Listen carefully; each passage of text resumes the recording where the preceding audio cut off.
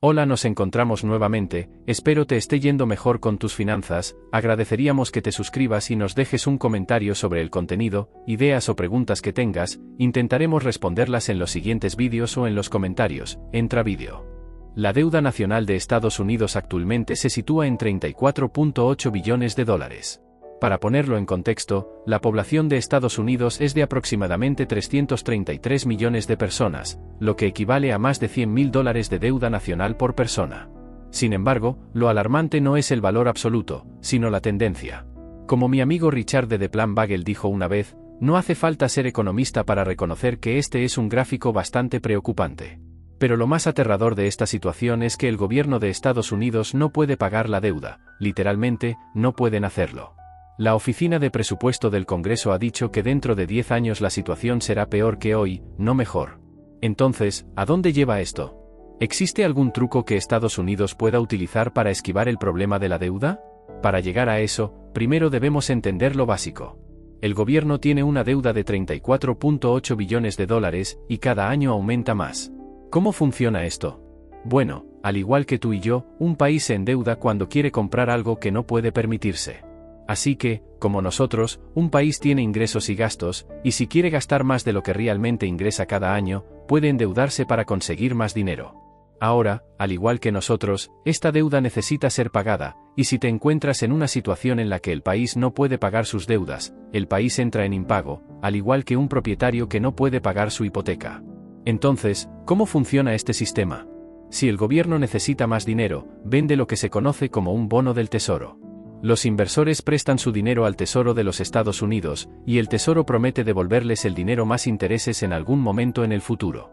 Dependiendo de la duración del bono, la tasa de interés que obtienes puede ser mayor o menor. Por ejemplo, ahora mismo, el rendimiento del bono del Tesoro a 10 años de Estados Unidos es de aproximadamente 4.3% anual. También es importante notar que no solo tú o yo podemos comprar estos bonos del gobierno. En el caso de Estados Unidos, muchas empresas y países extranjeros compran estos bonos. Por ejemplo, Japón, China y el Reino Unido son grandes tenedores de bonos del gobierno de Estados Unidos, lo que significa que si Estados Unidos incumpliera estos préstamos, enviaría ondas de choque por todo el mundo. Por último, otro aspecto interesante es que la Reserva Federal de Estados Unidos, que es el Banco Central de América, también puede comprar bonos del Tesoro. Este es el proceso que Estados Unidos utiliza para imprimir dinero e inyectarlo en la economía. La Reserva Federal crea dinero de la nada y luego compra bonos del gobierno para poner ese nuevo dinero en manos del gobierno. Así es como un país se endeuda. Lo siguiente que debemos entender es, ¿qué está pasando en Estados Unidos? Recuerda que la razón principal por la que un país se endeuda es porque gasta más de lo que gana, y esto se conoce como déficit. Cuanto peor sea el déficit anual, más dinero necesitará recaudar el gobierno mediante deuda cada año. Si el gobierno gasta 4 billones de dólares y solo genera 3 billones, necesita vender bonos por valor de $1 billón para cubrir la diferencia. Echa un vistazo a este gráfico del superávit o déficit de Estados Unidos a lo largo de los años. En el año 2001, Estados Unidos realmente tuvo un superávit, es decir, ganaron más de lo que gastaron ese año, con $130.000 millones de saldo positivo. Pero lo preocupante es que ese fue el último año en que Estados Unidos ganó dinero. Desde ese tiempo, observa el déficit anual, que es ingresos menos gastos, y como puedes ver, la tendencia a largo plazo está empeorando.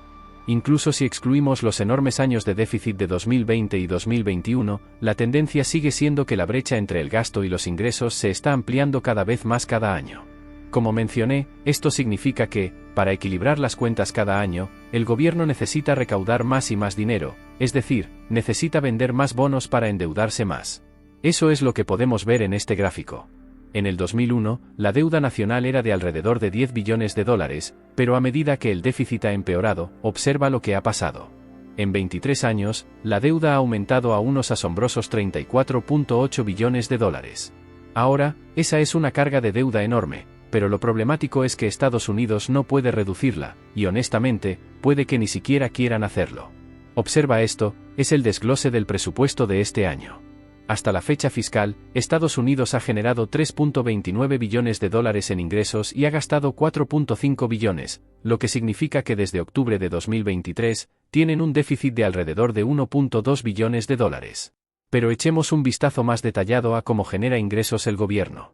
Proviene de impuestos, el 51.7% de los impuestos sobre la renta de las personas físicas, el 34.2% de los impuestos de seguridad social y Medicare, el 9.4% de impuestos corporativos y pequeñas cantidades de impuestos sobre el consumo, impuestos sobre sucesiones, regalos y derechos de aduana. Ahora pasemos a los gastos y veamos qué está ocurriendo allí. El 21% del gasto ha sido en seguridad social, el 14% en Medicare, el 13.3% en pagos de intereses sobre la deuda, el 13.3% en salud, el 13.3% en defensa, el 11% en seguridad de ingresos, y así sucesivamente. Probablemente ya estés viendo el problema, ¿verdad? Para corregir el déficit, Estados Unidos necesita ganar más, gastar menos o hacer ambas cosas, todas opciones que son muy impopulares. ¿Te gustaría pagar más impuestos? Por supuesto que no. ¿Quieres recortes presupuestarios en seguridad social, escuelas, hospitales o el ejército? No, gracias. Pero si este problema no se controla, solo va a empeorar. La Oficina de Presupuesto del Congreso prevé que el déficit crecerá de 2 billones en 2024 a 2.8 billones en 2034, y este empeoramiento del déficit con el tiempo se prevé que haga crecer la relación deuda/PIB de Estados Unidos del 99% este año al 122% en 2034, superando su máximo anterior del 106% del PIB. Parece que Estados Unidos está atrapado en una situación difícil. Recortar en ciertas áreas es poco probable que sea popular, pero aumentar los impuestos tampoco lo es. Ahora, para empeorar las cosas, Estados Unidos enfrenta otro desafío adicional que no ha sentido en más de 2 décadas, y ese es el aumento de las tasas de interés. Verás, el gobierno no fija las tasas de interés, eso lo hace el Banco Central, llamado la Reserva Federal en Estados Unidos. Aunque trabajan con el gobierno, en realidad son independientes de él, y su principal función es subir o bajar las tasas de interés para mantener la economía y el dólar estadounidense lo más estables posible. Pero el problema es que, debido a la inflación que hemos visto en los últimos años, la Reserva Federal ha subido las tasas de interés del 0% a alrededor del 5.5%. ¿Por qué es eso importante? Recuerda que toda esta deuda del gobierno tiene una fecha de vencimiento, ¿verdad? Una vez que los bonos vencen, Estados Unidos paga al tenedor del bono. Pues bien, en una situación de déficit, cuando estas deudas vencen, Estados Unidos no tiene el dinero para pagar sus deudas, por lo que en su lugar renueva la deuda, vendiendo más bonos para pagar los antiguos. Pero eso es un problema en las condiciones actuales porque la deuda anterior se habría vendido a tasas de interés muy bajas, mientras que ahora la deuda debe refinanciarse a tasas de interés mucho más altas. Esto significa que, a medida que más y más deudas se renuevan, la cantidad de intereses que Estados Unidos necesita pagar cada año aumenta, lo que incrementa sus gastos anuales, lo que empeora el déficit, como vimos anteriormente. Hasta la fecha fiscal actual, los intereses han sido la tercera categoría de gasto más grande para Estados Unidos. Desde octubre de 2023, se han gastado $601.000 millones solo en pagos de intereses, y volviendo al informe de la Oficina de Presupuesto del Congreso, podemos ver que en los próximos años ese número solo va a aumentar. Señalan que en 2025, los costos de los intereses serán mayores en relación al PIB que en cualquier momento desde al menos 1940, y se espera que aumenten al 4.1% del PIB para 2034, totalizando un 16avo de todo el gasto federal. Y como puedes ver, con los costos obligatorios en aumento, esto va a reducir drásticamente la cantidad de gasto discrecional que el gobierno podría llevar a cabo, lo que naturalmente significa tiempos más difíciles, impuestos más altos o tomar aún más deuda para cubrir los crecientes pagos de intereses. Esto es a lo que la gente se refiere cuando habla de una espiral de deuda, la idea de que el aumento de las tasas de interés provoca que los pagos de intereses sobre la deuda renovada aumenten, lo que significa que el gobierno simplemente pide prestado más dinero para cubrir eso, creando así una carga de deuda aún mayor con tasas de interés más altas. Obviamente, esto no es ideal, y los espirales de deuda a veces, como su nombre sugiere, pueden salirse de control. La opción número 1 es, por supuesto, intentar reducir el déficit con mucho esfuerzo y volver al superávit a largo plazo. Pero, dado que esto parece casi imposible en el caso de Estados Unidos, recientemente algunas personas se han preguntado si Estados Unidos podría adoptar un enfoque diferente, inflar la deuda. ¿Cómo funciona esto? Pensemos en el año 1970 por un momento. En ese entonces, el precio medio de una casa en Estados Unidos era de alrededor de $24.000. El salario anual promedio en América era de $771 para un empleo a tiempo completo, y una barra de pan costaba 24 centavos. Ahora, imagina que tomas una hipoteca de $24.000 en ese momento. Hoy en día, podríamos mirar eso y decir, vaya, qué barato. En la actualidad, la misma casa costaría alrededor de $42.882. Aunque los estándares han mejorado desde los años 70, aún estás comprando una casa, el mismo bien básico. La razón por la que el mismo bien es mucho más caro hoy en día es por la inflación. Los salarios han aumentado, el costo de los alimentos ha subido, el precio de las casas ha subido, y ahora miramos ese préstamo de $24.000 y decimos, vaya, esa hipoteca es como la mitad de mi salario anual hoy en día. Hoy en día, esa hipoteca sería mucho más fácil de pagar porque nuestros salarios son mucho más altos. Este mismo principio se aplica a la deuda del gobierno. Cuando la gente dice que el gobierno puede inflar la deuda, lo que quieren decir es que el gobierno puede acumular una gran cantidad de deuda, pero luego permitir que la inflación disminuya el valor de su moneda, de modo que en el futuro el gobierno pagará toda esa deuda a tasa fija con dinero que ahora vale menos. Esto es exactamente lo que hizo Estados Unidos después de la Segunda Guerra Mundial, utilizó la inflación para reducir su relación deuda/PIB. ¿Cómo se llevaría esto a cabo hoy? Tiene mucho que ver con la impresión de dinero por parte de la Reserva Federal a través de lo que se llama expansión cuantitativa. Vamos a imaginar que la Reserva Federal imprime una gran cantidad de dinero y compra algunos bonos del gobierno. Esto aumenta la cantidad de dólares estadounidenses en circulación y proporciona nuevo dinero al gobierno para gastar.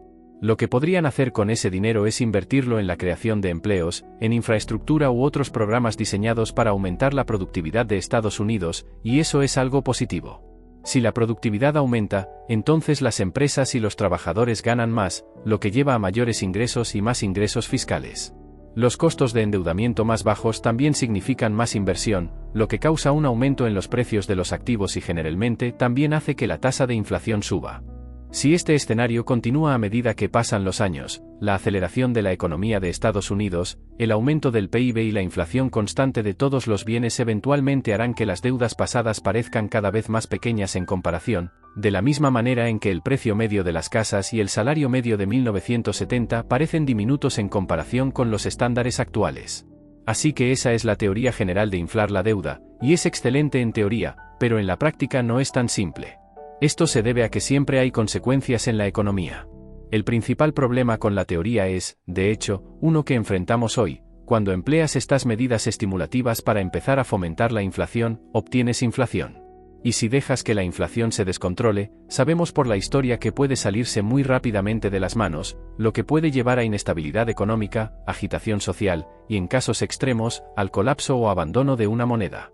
Como se ha documentado ampliamente en los últimos años, las tasas de inflación que vimos en Estados Unidos y en gran parte del mundo occidental fueron demasiado altas para ser sostenibles, y por lo tanto, aunque podrían ayudar a inflar la carga de deuda del gobierno de Estados Unidos, la Reserva Federal no tuvo más remedio que intervenir y subir las tasas de interés para intentar frenar la inflación. La inflación estaba ocurriendo tan rápidamente que en realidad era un problema. Al subir las tasas de interés, la Reserva Federal frena la economía y la ralentiza por un tiempo, y eso es en lo que estamos ahora. Así que, aunque la teoría de inflar la carga de deuda puede sonar atractiva, en realidad tiene inconvenientes y necesita ser monitoreada cuidadosamente. Por eso, la Reserva Federal apunta a una tasa de inflación del 2% en lugar de 0. Mantiene la economía avanzando, hace que los precios suban de manera constante con el tiempo, mantiene los salarios en aumento constante, fomenta el gasto anticipado, lo que hace crecer la economía, y el gran beneficio a largo plazo desde una perspectiva de deuda es que, poco a poco, devalúa la moneda, haciendo que los pagos de deuda de un año a otro sean más fáciles. En resumen, así es como el gobierno y el Banco Central pueden trabajar juntos para reducir la carga de deuda a lo largo del tiempo. Pero, dicho esto, creo que vale la pena recordar que la mejor manera de mantener bajo control la situación de la deuda en Estados Unidos será a través de una política fiscal inteligente, con un énfasis particular en reducir el déficit.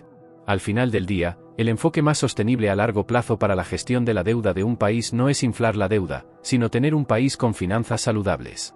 Así que, aunque pueden haber algunos trucos que se pueden sacar de la manga, el enfoque principal, al menos desde mi punto de vista, es que Estados Unidos debería centrarse en ser más productivo y tratar de ajustar el cinturón donde tenga sentido hacerlo.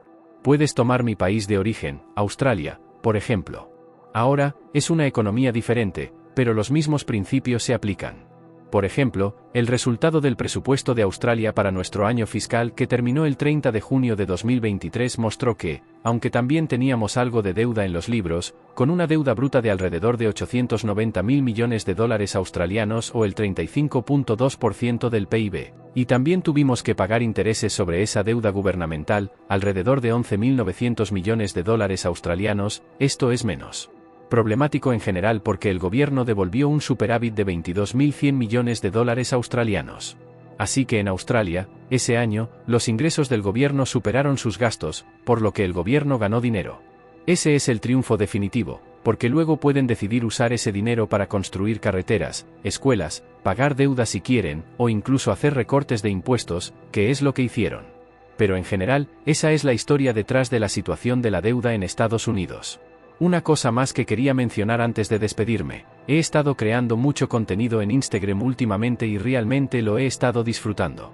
Así que si eres un usuario ávido de Instagram, por favor revisa el enlace en el comentario fijado y sígueme allí también. Realmente apreciaría tu apoyo. Estoy tratando de hacer crecer un poco más mi presencia en Instagram, así que definitivamente agradecería que vinieras y me ayudaras. Y por último, si quieres apoyar el canal y aprender el método adecuado para comenzar a invertir, por favor revisa Invertir en el mercado de valores para principiantes o Introducción al análisis de acciones en New Money Education. El enlace para eso se encuentra en la descripción. Pero con eso dicho, gracias por sintonizar, espero que hayas disfrutado del vídeo. Por favor, dale un me gusta si te gustó y nos vemos en el próximo.